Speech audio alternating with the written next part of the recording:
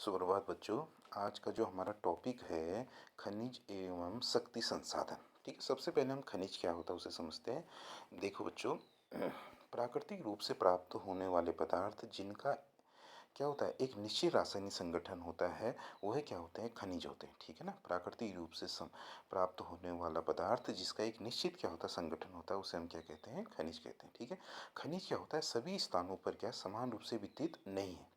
ठीक है ना, वे किसी विशेष क्षेत्र में या सेल समूह में क्या होता है, संकेतित होता है। मतलब हर जगह क्या होता है, हर प्रकार के खनिज नहीं पाए जाते बच्चों, क्योंकि वो एक विशेष क्षेत्र और क्या है, जहाँ पे जिस प्रकार के सेल समूह होते हैं वहाँ पर क्या उसी प्रकार के क्या होते हैं, खनिज क्या होते हैं आपके होते हैं। क्लियर हो गया ना। ठीक है, खनिज क्या होते हैं, विभिन्न प्रकार के भूवैज्ञानिक परिवेश में अलग अलग दशाओं से निर्मित होते हैं। समझ में आ गया ना। जो भूवैज्ञानिक परिवेश होता है बच्चों, और जो प्राकृतिक घटनाएं होती हैं उनके अनुसार क्या होता है, जो खनिज होते हैं वो क्या होते हैं आपकी निर्मित होते हैं। ठीक है ना, ये क्या होता है, बिना मानवीय हस्तक्षेप के क्या होता है, स्वतः ही क्या होता है, जो प्राकृतिक जो खनिज होते हैं बच्चों, वो क्या होता है मानवीय हस्तक्षेप के बिना ही क्या होते हैं, अपने आप क्या होते हैं, निर्मित होते हैं। ठीक है, वे अपने भौतिक गुणों जैसे रंग हो गया, घनत्व हो गया, कठोरता हो गई और रासायनिक गुणों और विलेयता के आधार पर पहचान जाते हैं। जब आप खनिजों कैसे पहचानोगे, उसके भौतिक गुण जैसे रंग हो गया, घनत्व हो गया, कठोरता हो गई, रासायनिक गुण हो गया और विलेयता के आधार पर हम उन्हें क्या करते हैं, पहचानते हैं। क्लियर हो गया ना। अब उसके बाद है खनिज के प्रकार। ठीक है ना, अब खनिज के प्रकार देखिए यहाँ पे आपको दिखा रखा है बच्चों। खनिज अब सेल क्या होता है, मैंने पहले बता रखा है, तीन प्रकार के सेल होते हैं, आग्नेय, अवसादी और रूपांतरित। ठीक है, अब खनिज के प्रकार, मुख्य रूप से खनिज दो प्रकार के होते हैं, एक होता है धात्विक, एक अधात्विक। देखो चार्ट बना रखा है ना, धात्विक होते हैं और एक क्या होते हैं, अधात्विक खनिज होते हैं। ठीक है ना, इसमें मुख्य रूप से क्या होता है, धात्विक खनिज दो प्रकार के होते हैं, लौह और अलौह। क्लियर हो गया ना। अब धात्विक खनिज में कच्चे क्लियर हो गया ना।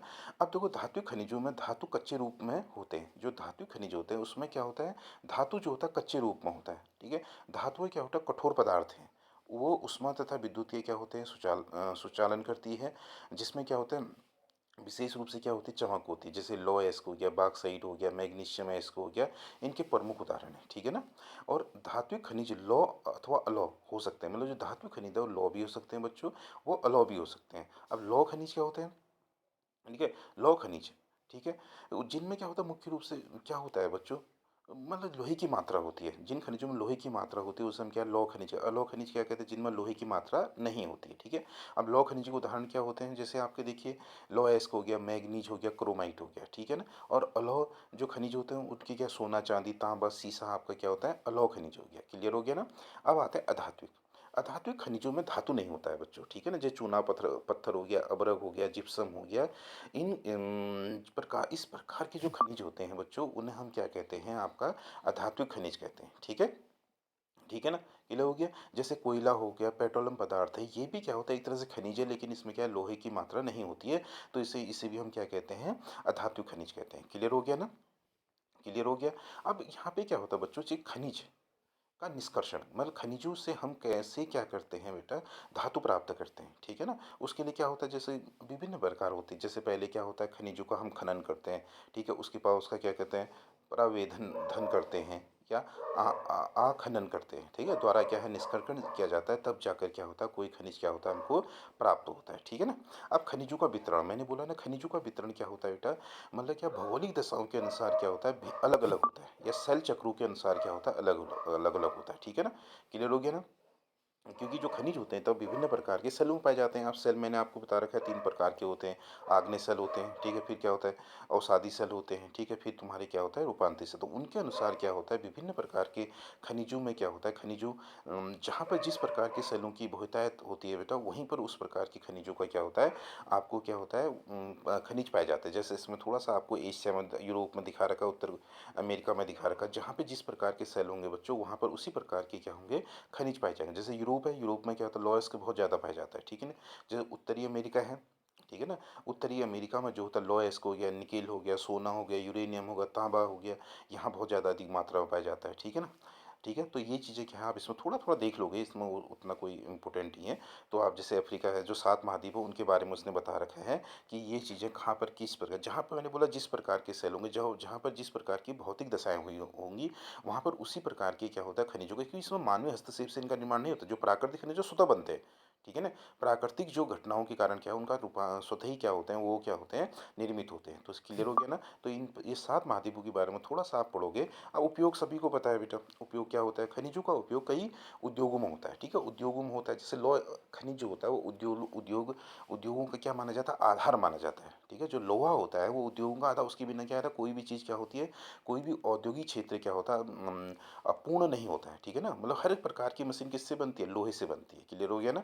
तो इसलिए क्या होता है बच्चों, ये क्या होता है, खनिज जो है उपयोग क्या होता है, उद्योगों में होता है, कई उद्योगों में होता है, ठीक है? इसलिए क्या होता है, एक तरह से उद्योगों का क्या होता है, आधार होता है। उद्योग क्या करते हैं, व्यक्ति की भौतिक आवश्यकताओं की क्या करते हैं, पूर्ति करते हैं, ठीक है ना? तो इसलिए आपने इसको एक बार ध्यानपूर्वक देखना है कि खनिज का उपयोग क्या है, ठीक है ना?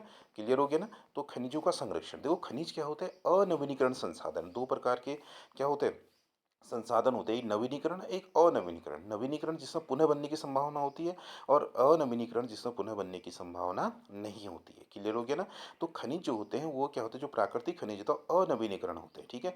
इनका निर्माण क्या होता है, या हजारों वर्ष लगते हैं इनके निर्माण में, क्या होते हैं बच्चों, हजारों वर्ष, क्योंकि मैंने पहले बताया ना, इसमें मानव का कोई मतलब क्या मतलब इनको निर्मित करने में मानव की क्या होती है, कोई भागीदारी नहीं होती। तो इनकी मात्रा क्या होती है, हमेशा निश्चित होती है, ठीक है ना? इसलिए अगर इनका प्रयोग क्या करना चाहिए बच्चों, अपनी आवश्यकता के अनुसार, मतलब कुशल विदोहन, कुशल प्रबंधन के द्वारा क्या होती है, अपनी आवश्यकता के अनुसार क्या है, कुशल प्रबंधन के द्वारा क्या करना चाहिए, इनका क्या करना, प्रयोग करना चाहिए, जिससे कि ये आज की आवश्यकता को पूर्ति करते हुए भविष्य के लिए भी क्या रहे, सुरक्षित रहे। तो उसे हम क्या कहते हैं, खनिजों का संरक्षण, मतलब कुशल प्रबंधन के द्वारा, ठीक है, अपनी आवश्यकताओं की पूर्ति करते हुए उनको क्या है, भविष्य के लिए क्या करना है बेटा, सुरक्षित रखना ही क्या होता है, मतलब क्या होता है, खनिजों का संरक्षण कहलाता है। अब शक्ति संसाधन होते हैं बच्चों, ठीक है? शक्ति संसाधन किसे कहते हैं, ठीक है ना? शक्ति संसाधन क्या होता है, शक्ति मतलब क्या था, ऊर्जा, ठीक है? मतलब ये सीधी सी बात होता है, शक्ति संसाधन क्या होता है, एक महत्वपूर्ण भूमिका होती है, ठीक है? जो क्या करता है, शक्ति संसाधन वे संसाधन होते हैं जो क्या करते हैं, कार्यों को क्या करते हैं, क्रियान्वित करते हैं, मतलब कार्यों को क्या करते हैं, चलाते हैं। उन्हें हम क्या करते हैं, शक्ति संसाधन कहते हैं। देखो हमारे अंदर जान होगी, शक्ति होगी, तभी तो हम कोई कार्य कर पाएंगे। तो ये दो प्रकार के होते हैं बच्चों, ये भी समझना, एक होते हैं परंपरागत, एक होते हैं गैर परंपरागत। परंपरागत शक्ति संसाधन वे संसाधन होते हैं, क्लियर हो गया ना?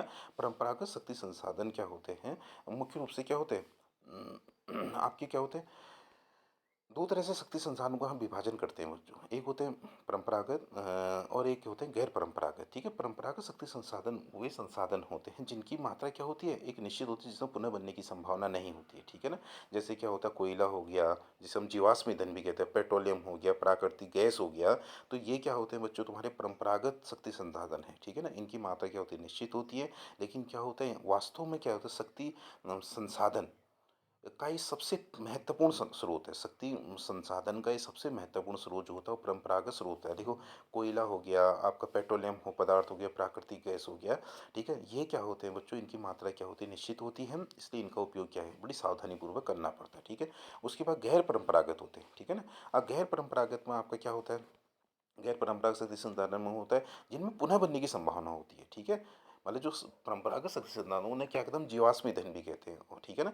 तो उनकी मात्रा क्या निश्चित होती है, लेकिन क्या होता है, गैर परंपरागत शक्ति संसाधन क्या होते हैं, जिनमें क्या होता है, पुनः बनने की क्या होती है, संभावना होती है, ठीक है? जैसे सौर ऊर्जा, आपके घरों में लगा देखा है, सौर ऊर्जा लाइटें लगी ना, दिन भर वो चार्ज होता है बच्चों, बाद शाम को आपको क्या है, रोशनी देता है। कहीं ना कहीं उससे क्या होता है बेटा, आप लोगों का क्या होता है, जो जीवाश्म ईंधन है वो बचता है, ठीक है ना? सौर ऊर्जा हो गया, उसके बाद क्या होता है, पवन ऊर्जा हो गया बच्चों, फिर उसके बाद परमाणु ऊर्जा हो गया, भूतापी ऊर्जा हो गया, ज्वारीय ऊर्जा हो गया, और उसके बाद आपका क्या होता है, गोबर गैस होती है, ठीक है ना? जो यहाँ पे इधर बायोगैस जिसे कहते हैं, बायोगैस में जो सबसे अधिक मात्रा में जो गैस उत्पादित होती है उसे मीथेन होती है बच्चों, ठीक है? उसका यहाँ पे आपको फिगर भी दिखा रखा है, तो आप लोग इसे देखेंगे, ठीक है ना? तो आपको लगभग लगभग समझ में आ गया होगा, ठीक है? जल विद्युत को हम क्या कह सकते हैं, मतलब गैर परंपरागत शक्ति संसाधन या परंपरागत शक्ति संसाधन, दोनों में उसका क्या कर सकते हैं, प्रयोग कर सकते हैं। क्लियर हो गया ना? तो आप लोगों ने एक बार इसे ध्यानपूर्वक देखना है बच्चों, ठीक है ना? और इसके प्रश्न उत्तर आपने क्या करना है, स्वतः ही करने हैं। क्लियर हो गया ना? जो चीज़ समझ में नहीं आएगी वो मुझसे आप लोगों ने क्या करना है, पूछना है। क्लियर है ना? खनिज किसे कहते हैं, खनिज के प्रकार मैंने आपको बता दिए, फिर उनका वितरण बता दिया, उनका संरक्षण बता दिया, फिर क्या शक्ति संसाधन के बारे में बताया, दो प्रकार के होते हैं, परंपरागत और गैर परंपरागत, ठीक है ना? उनके बारे में समझा दे। तो आपसे एक बार ध्यानपूर्वक इस पूरी बुक को देखें तो आपको अपने आप ही चीज़ें क्या होंगी, क्लियर हो जाएंगी।